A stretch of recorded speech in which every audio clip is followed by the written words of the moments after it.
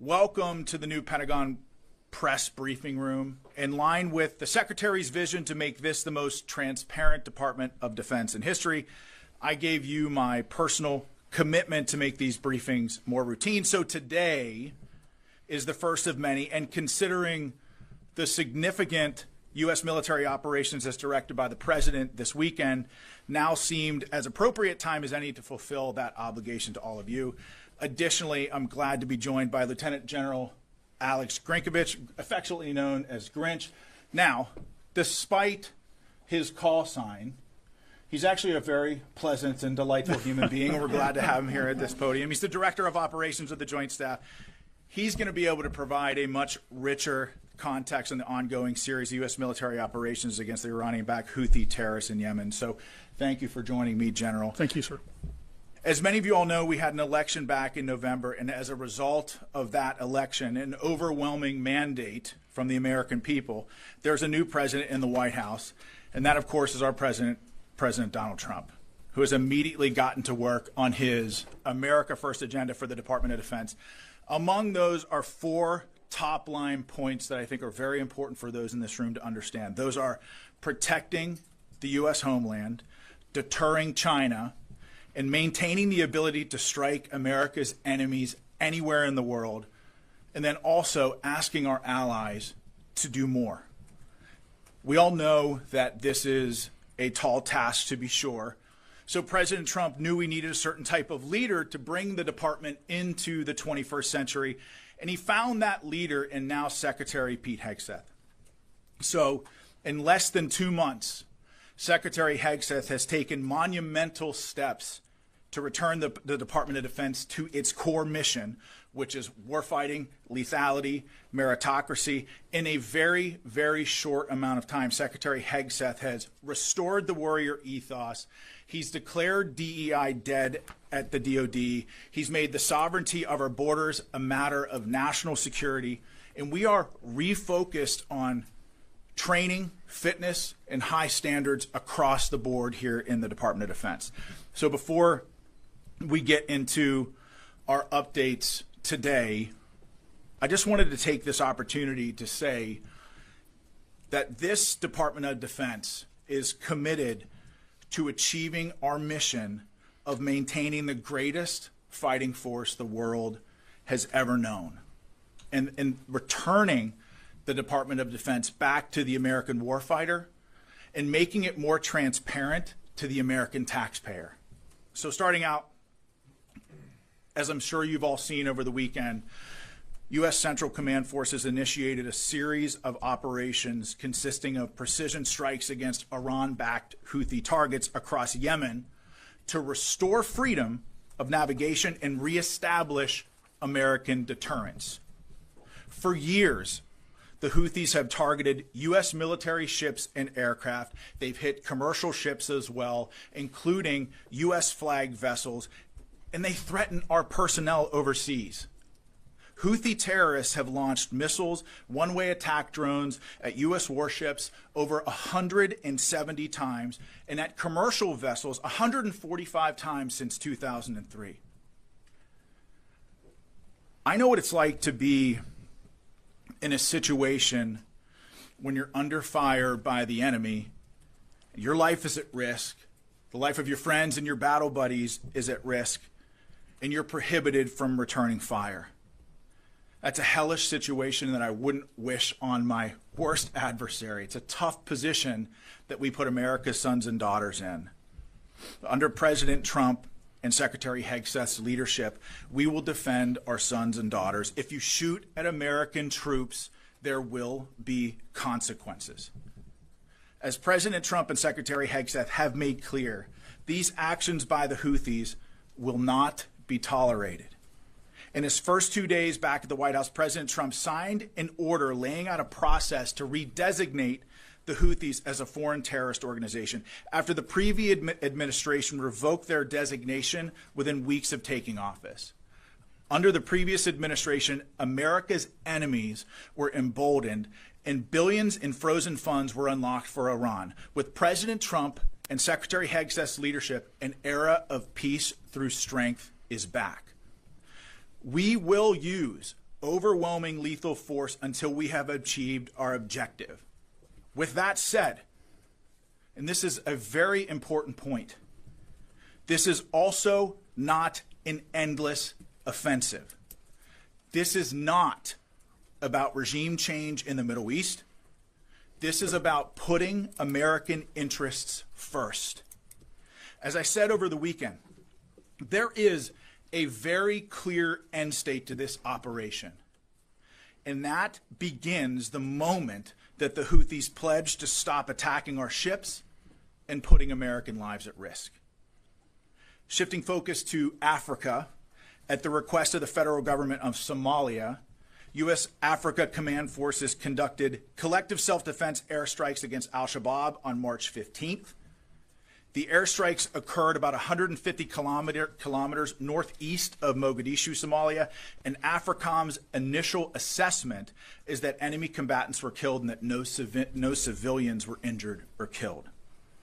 And so U.S. forces will continue to partner with Somali armed forces to take the fight to these terrorists and degrade their ability to plan and conduct attacks that threaten the U.S. homeland, our forces, and civilians abroad. Now on to Homeland Defense.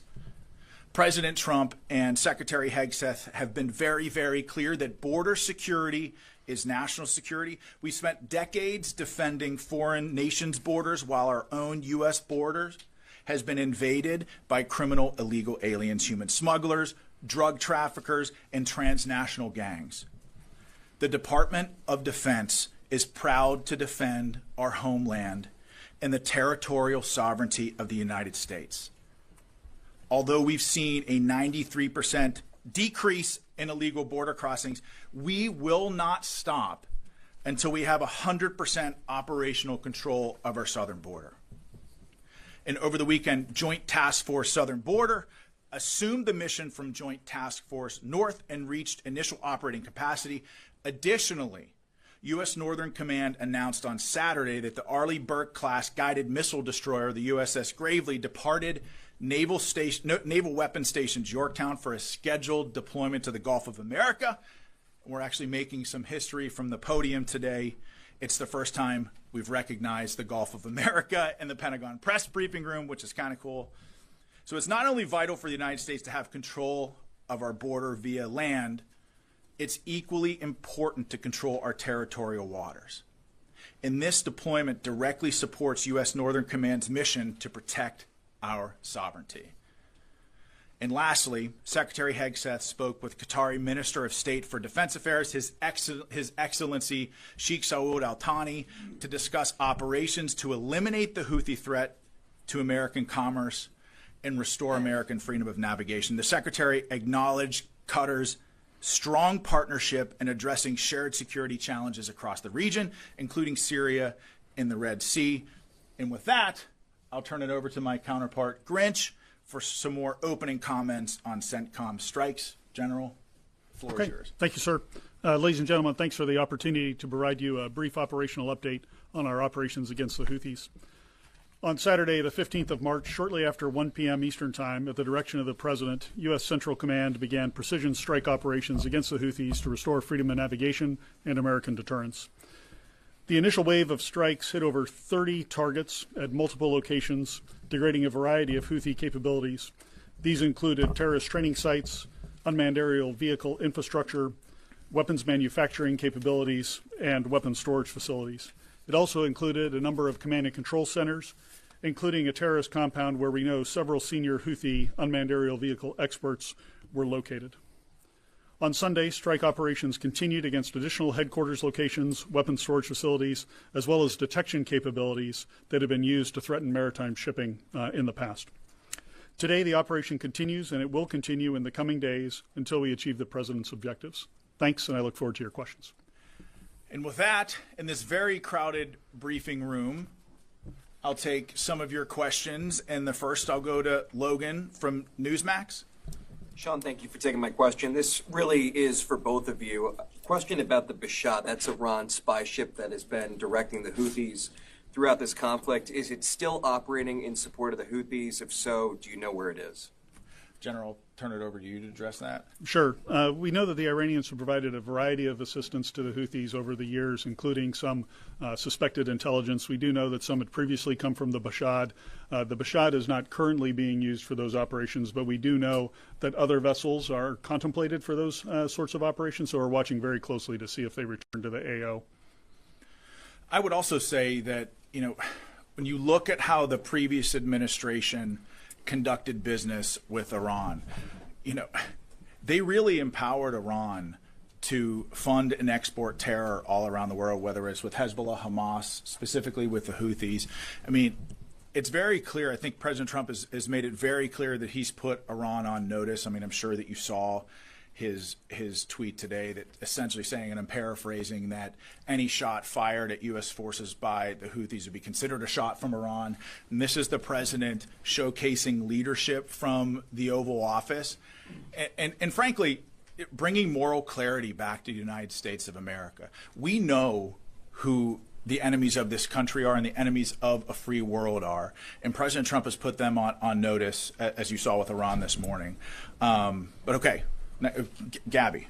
Thank you for taking my question. I wanted to run back to TDA and MS-13 deportations to El Salvador's terrorism confinement center. Do we anticipate to renew that partnership as it will conclude after 1 year? If yes, what does that look like from a cost perspective? And how is Guantanamo Bay factored into dealing with criminal aliens and terrorists, considering this new Pentagon is more focused on securing the border? Well, that's a great question. So I think part of your question about El Salvador should be referred to the State Department. But I'll say that the Department of Defense is proud to defend our homeland and our sovereignty in helping to deport transnational criminal organizations like Tren de Agua. We're proud to support that mission. I don't know, General, do you have anything to offer about Guantanamo Bay and our force posture there? Sure. I just had a couple of things for you, Gabby. We do continue to have a substantial presence at Guantanamo Bay to ensure that we're ready to receive any illegal aliens that the Department of Homeland Security would like to send there. We're monitoring their requirements closely, and we're in daily contact with them to make sure that we can meet them to the best of our ability. Tom? Sean, if the Iranian ships are operational, start helping the Houthis, will they be targeted? And for the general, any sense of number of military casualties so far and any civilian casualties in Yemen? Well, that's a great question, General. If you'll permit me to answer. Sure, go ahead. So I think that I certainly don't want to get out in front of the Commander-in-Chief and the Secretary as it pertains to clearance of strikes and who will be targeted. But I think the President's made very clear that all options are on the table. Yeah, Tom, just on your question of casualties, military casualties, we have some initial estimates. I hesitate to say what they are because they're very much estimates at this point, but I think in terms of dozens might be a safe overall characterization. Dozens of military? Yeah, dozens of military casualties so far, but I really can't characterize it much better than that at this point. We'll learn more as we go. On the civilian casualty side, no indications of any civilian casualties. We, of course, have seen some of the accusations by the Houthis. We look at those closely when they do come in, but we have no credible indications of any civilian casualties. You know, and I'd like to add to what General Grynkewich said. Anytime you're close to an operation like this, having been, in combat front towards enemy before, the fog of war is a real thing. So before we announce something here from the podium, we're going to make sure that we get it right. And I think part of that is just taking the time to evaluate and doing a proper battle damage, BDA battle damage assessment, sensitive site exploitation. And frankly, that stuff just takes time. And so before we make any sort of those announcements, we're going to do a real hard look and make sure that we get it right before we announce it to you. Charlie from CBS. Yes, thank you, Sean. Changing the subject slightly. Is the DoD considering rescheduling the performance of young musicians in the Marine Band that was canceled because of the anti-DEI executive order? And in a broader sense, is there a concern that anti-DEI initiatives may have a negative impact on recruitment? Well, I think the President and the Secretary have been very clear on this, that anybody that says in the Department of Defense that diversity is our strength is frankly incorrect. Our shared purpose and unity are our strength. And I say this as somebody who led a combat platoon in Afghanistan that was probably the most